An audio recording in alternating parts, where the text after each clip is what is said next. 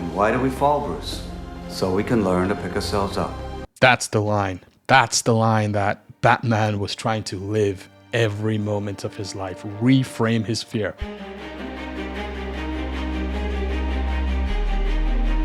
Hey everyone, my name is Raj. I'm the CEO and founder of MindHug. I'm also a certified well-being and change coach using MindHug's theory of change. I believe art very often imitates life, and there's a lot we can learn from life, so there's a lot we can learn from art, and movies are a great art form that all of us partake in. I'm a big Batman nut, so this is my favorite thing to do right now. We're going to go through some Batman clips. I'm going to watch them and see what we can decipher on life and well-being, really. Master Wayne, you've been gone a long time. This is one of my favorite lines in Batman. This is from Batman Begins. When Batman is trying to tell Alfred about why he needs to be Batman and not Bruce Wayne, why he can't do this as Bruce Wayne. Their murder shocked the wealthy and the powerful into action. People need dramatic examples to shake them out of apathy, and I can't do that as Bruce Wayne. As a man, I'm flesh and blood. I can be ignored, I can be destroyed, but as a symbol, I can be incorruptible. So the interesting thing over here is he mentioned him being destroyed as flesh and blood, which all human beings face, but he also recognized the imperfection of him as a person, him being corruptible, which everyone is corruptible. We all think it's always someone else's fault, but really there are a lot of inadequacies and imperfections that we have. And I don't even like calling them imperfections because they're just how the environment have shaped us.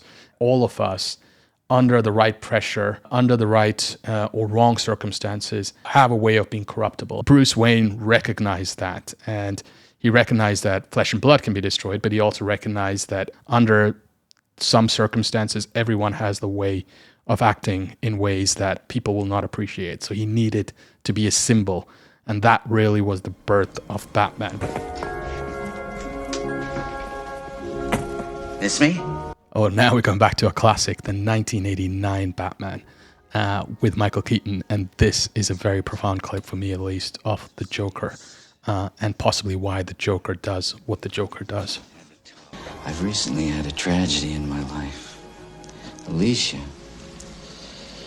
threw herself out of the window. You can't make an omelet without breaking some eggs. Almost an uncomfortable feeling there, and that's great acting by Jack Nicholson, but also just very, very true about Joker as a character. I'm only laughing on the outside. My smile is just skin deep. If you could see inside, I'm really crying. You might join me for a weep.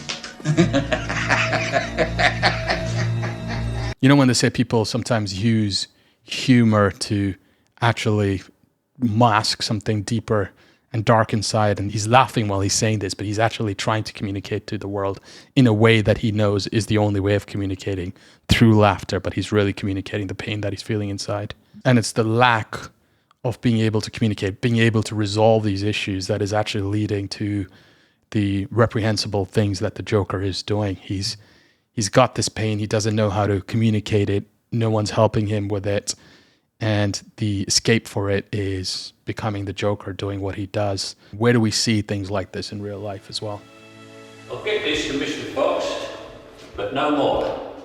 This clip, which talks about the complexity that all of us face and the complexity of relationships. This is a conversation, a very uncomfortable conversation that Bruce has with Alfred. I've sewn you up, I've set your bones, but I won't bury you. I've buried enough members of the Wayne family. Leaving is all I have to make you understand.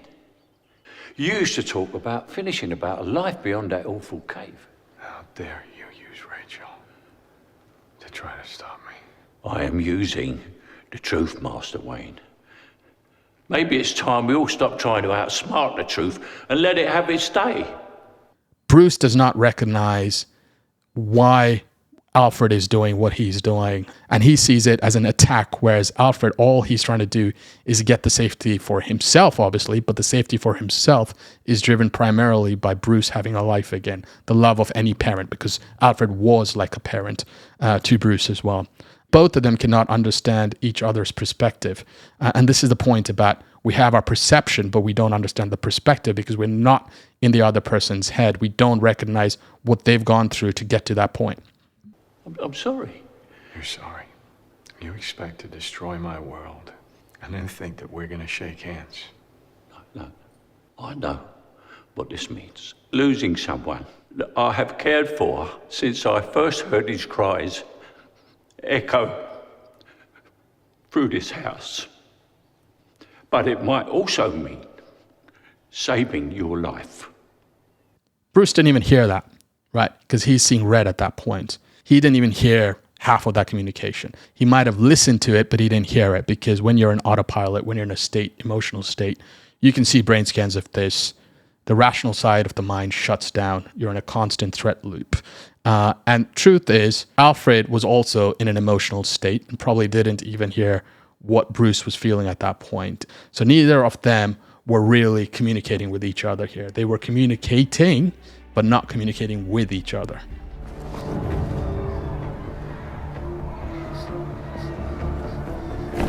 Oh, this is such an amazing clip now we're going to watch. This really is a double-edged sword, and we'll talk about that in a minute. And I think it also explains why Batman is constantly in this state of not feeling settled in life just generally, and you see that all the time. Wait! You could die. At least tell me your name.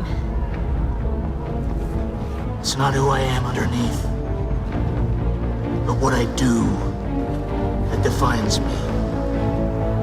Bruce? He did not have the ability to tell Rachel that he's Bruce. Sometimes you have to look beyond the words, and she did that. She knew he was repeating a line that she had said before, and she knew that was Bruce at that point. But he still had this barrier. He could not tell her who he was, both literally and philosophically. He could not talk about that disquiet that he felt. And that brings me to the gap between who you are and what you do, which is very, very often at such odds, because we do things to fit into a community, fit into a society, because we believe by belonging, we are safe. We're not going to be lonely. But sometimes we do things that we don't actually believe in. And sometimes we hold on to those assumptions even when we want to change them. So there's this gap between doing and who we are. And the bigger and bigger that gap gets, the more and more unsettled we feel. And Batman was always in the state of being very, very unsettled. So it's this whole state of dissonance that makes Batman such an intriguing character, but also a character who, as a person, and Bruce Wayne as a person, just never can get his life in order until that last scene. If you remember that last scene in The Dark Knight Rises, it brings it all together in a full circle.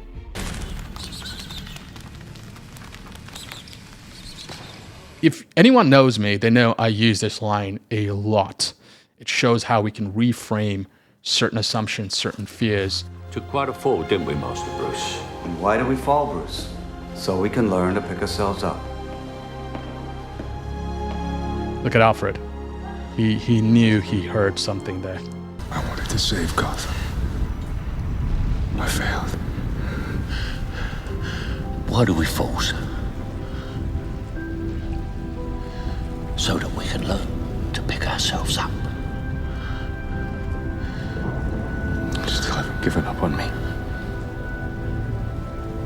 Never. There you go. The association there. The minute Alfred said that, you could see Bruce getting softer, listening, because the association immediately drove home the association he had when his dad said that. And he immediately looked at Alfred and said, "You still haven't given up on me." So he was there. He was listening. That's a very, very prime example of what safety does. When you feel safe, when you feel confident, when you're reminded of an association that reminds you of a safe place, you're more likely to communicate. You're more likely to understand. You're more likely to listen, and you're more likely to change. Why do we fall? When we fall, both physically or metaphorically, we get into this state. The nervous system goes into threat mode. It starts conserving energy. It starts consuming energy. It starts trying to seek control, because for that one moment, you've lost control. So sometimes you have to have short circuits to come out of that negative spiral. And that's some of the work we do around safety, understanding, reframing, and experience, our show model, hence safety, understanding, reframing, and experience. So when you fall, the body sees that as a signal. It could just be a trip, but the immediate signal to the body is you're not safe. Now, you're looking at that and saying, I was playing football, I just tripped. It ain't life or death at that point, but the body gets tricked. The mind gets tricked. Similarly, you can use certain tricks to get out of that, like breath work, mindfulness, sound, music, because the body then knows those are signals that you're relaxing. Those are signals that you're not running away, and the body gets into a state of safety. And when you're in that safety, you can then understand and reframe some of what you're feeling or why you're shutting down, and then bring them into everyday experiences where you can reaffirm those healthy ways of looking at life. And if you watch the trilogy, the Dark Knight trilogy, you see how it's reframing everything that Bruce went through in his life till that last scene. The last scene is great, and we'll see it at some point, I'm sure. Thanks, everyone. Thanks for watching. Let us know what you want us to look at next. It doesn't have to be a movie. It could be a show. It could be a song. Something related to pop culture, where we can see if there's anything we can take from there into our everyday life. Experience shapes us, so let's use the experiences we like. Don't forget to hit follow, subscribe, and drop us comments and share with friends as well. Thanks a lot.